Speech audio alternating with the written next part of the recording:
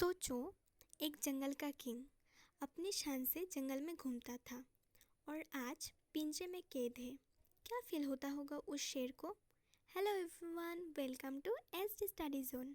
आज हम समझेंगे क्लास 10 इंग्लिश की poem a tiger in the zoo by Leslie Norris. एक ऐसी पोएम जो हमें सिर्फ एक शेर की कहानी नहीं बताती, बल्कि फ्रीडम और कैप्टिविटी, पावर और हेल्पलेसनेस और नेचर और आर्टिफिशियलिटी के बीच का जो स्ट्रॉन्ग कॉन्ट्रास्ट है वो दिखाती है। पोएट हमें एक शेर की लाइफ जू में और जंगल में कैसी होती है, दोनों का फ़र्क दिखाते हैं। इस पोएम के पोएट लेस्ली नोरिस हमें दिखाते हैं कि कैसे एक टाइगर जो जंगल में आज़ाद रहकर अपनी शान से जीता था, अब एक छोटे से केज में बंद हो गया है। उसकी आंखों में गुस्सा भी है, दर्द भी है और एक साइलेंट प्रोटेस्ट भी है। चलिए पोएम को स्टैंजा वाइज समझते हैं।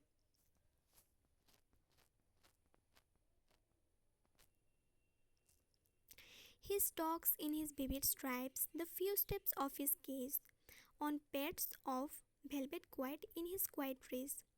पोएट यहाँ एक टाइगर के जू में होने का सीन डिस्क्राइब करते हैं। ठीक है, टाइगर अपने पिंजरे में छोटी सी जगह में इधर उधर चक्कर लगाता है। उसकी बॉडी पे जो विविड स्ट्राइप्स मतलब धारियाँ होते हैं, ब्लैक एंड ऑरेंज, वो बहुत ही सुंदर और चमकीले दिखते हैं। उसके पंजे इतने सॉफ्ट है कि चलने की आवाज़ भी नहीं होती। उसकी हर मूवमेंट एकदम शांत होती है, जैसे वेलवेट पे चल रहा हो। लेकिन अंदर से वो क्वाइट रेज मतलब कि छुपा हुआ गुस्सा महसूस कर रहा है, क्योंकि उसकी आज़ादी छीन ली गई है। पोएट ने यहाँ जू का एनवायरनमेंट दिखाया है, बंद केज, लिमिटेड स्पेस और इनर फ्रस्ट्रेशन। नेक्स्ट स्टेंजा में क्या है? He should be lurking in shadow, sliding through long grass near the water hole where plum deer pass.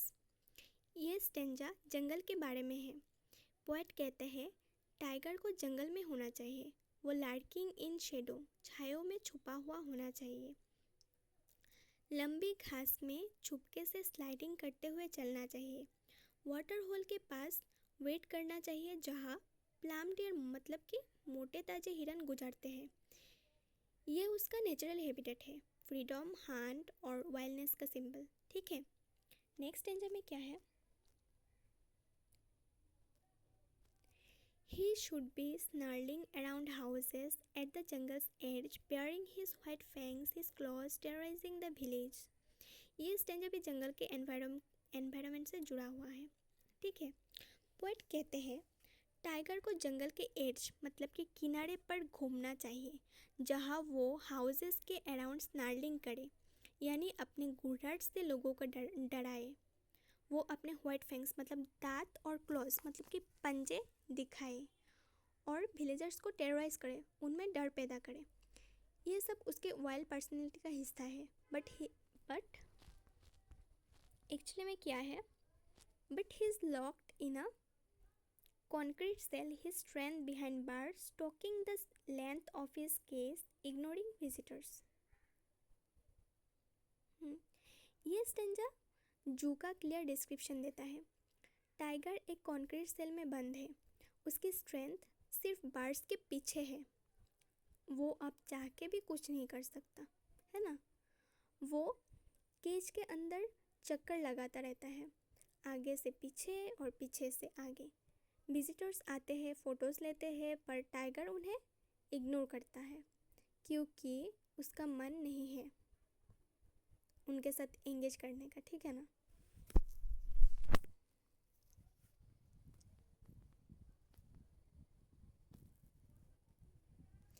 He hears the last voice at night, the patrolling cars, and stares with his brilliant eyes at the brilliant stars.